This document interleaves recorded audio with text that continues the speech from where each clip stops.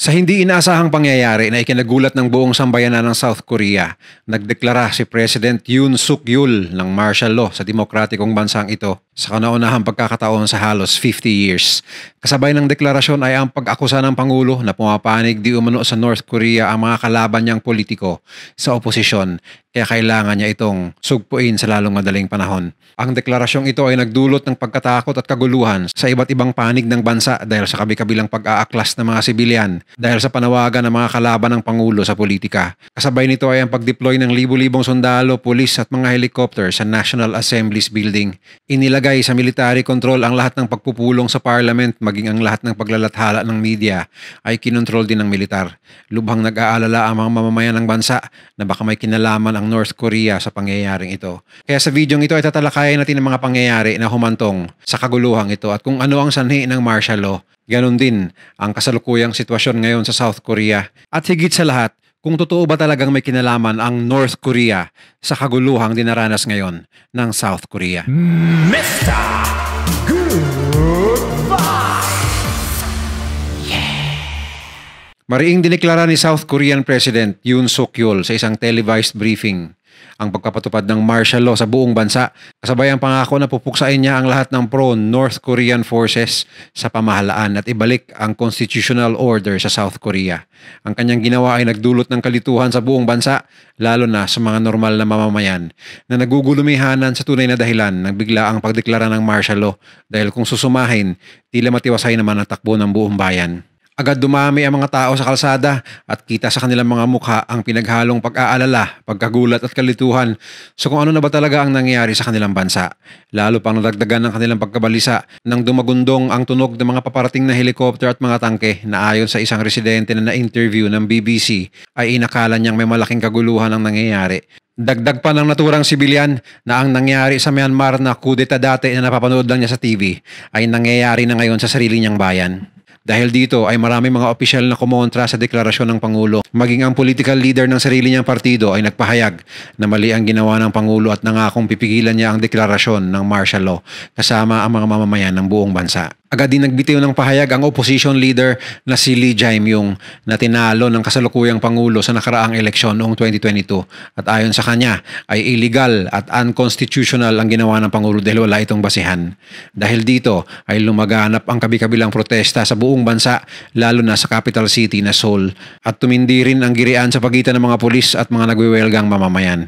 Malakas na sinisigaw ng taong bayan na ihinto na ang martial law at hulihin ang Pangulo, subalit wala silang magawa dahil tila nasa panig ng Pangulo ang militar at kapulisan. Dagdag pa ni President Yoon na ang kanyang deklarasyon ay alam niyang magiging sanhi ng kaunting sagabal sa mga mamamayan ng bansa. Subalit kailangan niya itong gawin upang ipaglaban ang konstitusyon na handang sirain ng kanyang mga kalaban sa politika. Simula December 3 sa pag-epekto ng martial law ay inilagay na agad sa pamamahala ng South Korean Army sa pamumuno ni General Park An-soo ang pamamahala sa lahat ng political activities at mga rally. Sa bagong decree na inilabas ng Pangulo, bawal na ang mag-organisa ng mga labor activity at pagpapakalat ng fake news, lalo na mula sa media, dahil lahat sila ay saklaw na sa batas ng martial law. Ibig sabihin lamang na kahit sino ay maaaring maaresto kahit walang warrant of arrest kapag napatunayang nilabag nito ang batas ng martial law. Agad namang umaksyon ng mga miyembro ng South Korean Parliament at kahit labag sa batas ng martial law ay hinarang nila ang deklarasyon ng Pangulo. Ang iba sa kanila ay umakyat pa sa mga bintana ng Parliament building sa kabila ng pagbabantay ng mga pulis at sundalo upang maka-attend lang sa Parliament session na layuning ibasura ang martial law. Habang nasa session ay hinarangan nila ang pintuan ng gusali ng mga upuan at mesa. Sinubukan naman ng mga sundalong sirain ang barikada at nagpasabog pa ang mga ito ng smoke grenade upang guluhin ang botohan ng members of parliament.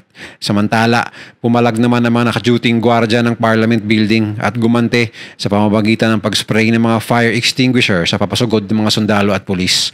Tumagal rin ng ilang minuto ang girian, subalit sa bandang huli ay nakalikom ang mga miyembro ng parliament ng majority vote kung saan 190 sa 300 miyembro ang pumirma na ibasura na ang deklarasyon ng martial law. Ayon sa batas ng South Korea, kailangang itigil agad ng Pangulo ang dineklarang martial law sa oras na harangin ito ng parliament sa pamamagitan ng majority vote. Subalit nang matigas pa rin ang Pangulo at tila walang makapigil sa kanyang deklarasyon hanggat hindi siya nagbigay ng utos na ito ay tanggalin at ibasura. Muli niyang sinabi na kailangan ang martial law na ito upang pigilan ang aksyon ng oposisyon na kapag sinabi sa salitang Ingles ay anti-state behavior at inciting rebellion, dagdag pa ng Pangulo. Parami na rin ang mga taong lumabas sa lansangan at ang iba ay hindi maiwasang magalit at sumisigaw na ang kanilang Pangulo ay isang diktador. Dahil sa sitwasyon ay labis na naapektuhan ang halaga ng South Korean won na sumadsad kontra sa dolyar 3 oras lamang matapos madeklara ang martial law. Nalubos na makakaapekto ayon sa mga eksperto kapag nagpatuloy ang sitwasyon sa mga low-income earner na mga mamamayan ng bansa. Noong 1980 pa ang huling beses na nagkaroon ng martial law sa South Korea kaya hindi matanggap ng mga mamamayan na nangyayari di umano ito sa 20th century. Kaya ayon sa ibang mga mamamayan ay walang ibang dahilan ng lahat na ito kundi politika. Bagamat hindi ini-specify ng presidente kung anong klaseng banta mula sa North Korea ang ibig niyang protektahan, marami ang nagsasabi na ginawa lamang itong excuse ng Pangulo upang di umano ay takpan ang mga kapalpakan at katiwalian na inaakusa sa kanya ng mga kalaban niya sa politika. Si President Yoon Suk Yeol ay nahalal na Pangulo ng South Korea simula pa noong 2022 sa pagkapanalo ng maliit lamang na margin laban sa opposition leader na si Lee Jae-myung. At simula noong umupo siya bilang Pangulo ay unti-unti na rin bumaba ang kanyang approval rating at nahihirapan siyang itulak ang maraming batas sa parliament na dominado ng mga puwersa ng oposisyon. Inaakusahan rin siya ng oposisyon na tahasang hinarang at isinawalang bahala ang mga investigasyon na may kinalaman sa mga iskandalong kinasangkutan ng kanyang misis at mga kasanggang government officials. Bagamat gusto rin siya ng ibang mga mamamayan dahil sa kanyang walang takot at matapang na paninindigan laban sa North Korea, tila ba natatabunan naman ito sa dami ng kanyang kontrobersya na kinasangkutan. Sa paglipas ng ilang oras, bandang 5 a.m. ng December 4, matapos ang kanyang nakakagulat na deklarasyon, nang makarating sa kanya ang balitang nagkaroon ng botohan sa parliament at natalo ang majority pabor sa pagbasura ng martial law. Agad kumambyo ang Pangulo at sinabing agad niyang babawiin ang deklarasyon, subalit hihintayin lamang niyang mabuo ang kanyang gabinete dahil madaling araw pa sa South Korea sa puntong yon. Agad niyang pinaulanan ng statement na isa na naman itong taktika ng oposisyon. Subalit maging ang mga kakampi niya sa partido ay iniwan na siya at hindi rin sang-ayon sa kanya ginawa. At nang makumpleto na nga ang kanyang gabinete ay inaprubahan na nila na itigil na ang martial law bandang 5:30 ng umaga sa South Korea. Ngunit gaano nga ba katotoo na may impluwensya ang North Korea sa mga politiko ng South Korea ayon sa pahayag ng Pangulo na ginawa niyang isa sa mga dahilan upang mag-declare ng martial law? Ayon sa analysis ng malalaking media company tulad ng Associated Press, walang solidong basihan ng pahayag ni President Yoon na may impluwensya ng North Korea ang mga kalaban niya sa oposisyon at may plano ang mga ito na i-overthrow ang kanyang gobyerno. Masyado raw general ang pahayag ng Pangulo at walang sapat na ebidensya. Kaparehas na taktika rin di umano ang ginamit ng South Korean dictatorship noong 1980s upang mag-declare ng martial law sa buong bansa, bagamat walang matibay na pruweba na ito ay may katotohanan. Makailang ulit na rin daw na dinahilan ng mga nakaraang leader ng South Korea sa oras na nahihirapan silang kontrolin ang opinyon ng mga mamamayan at mga kalaban sa politika ang pagiging involved ng North Korea. Kaya suma total ayon sa mga eksperto at analyst, ang punot dulo di umano ng pagde-declare ni President Yoon ng martial law ay ang political struggles nito bilang Pangulo na hirap na siyang masolusyonan. Sa kabilang banda naman, habang nagkakagulo ang South Korea dahil sa martial law, patuloy pa rin tumatanggap ng armas ang North Korea mula sa Russia bilang kapalit sa pagpapadala nito ng kanilang mga sundalo sa Kursk region upang makipaglaban sa Ukrainian forces. Bukod sa armas, nagbigay di umano ang Russia ng anti-air missiles at air defense equipment ayon sa isang mataas na South Korean military official.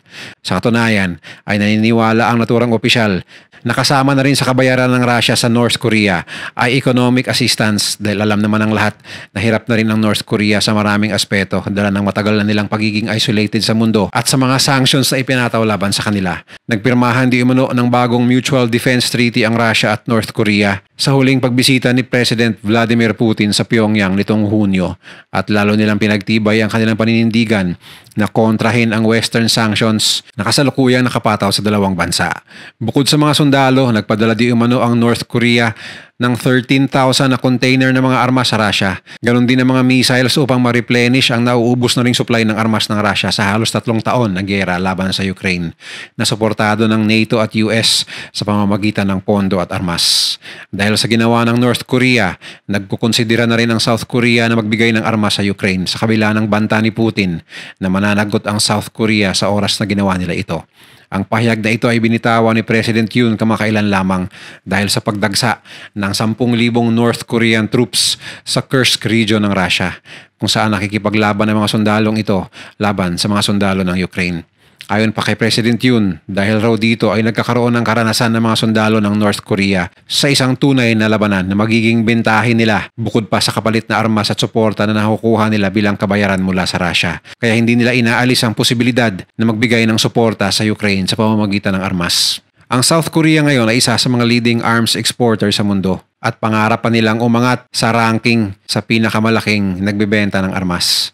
Kaya pinapaigting nila ang kanilang arms production hindi lamang dahil sa banta ng North Korea, kundi pati na rin sa pagbebenta nito sa ibang bansa tulad ng Poland, kung saan ang South Korea ang leading supplier ng rocket launchers, tangke at FA-50 fighter jets.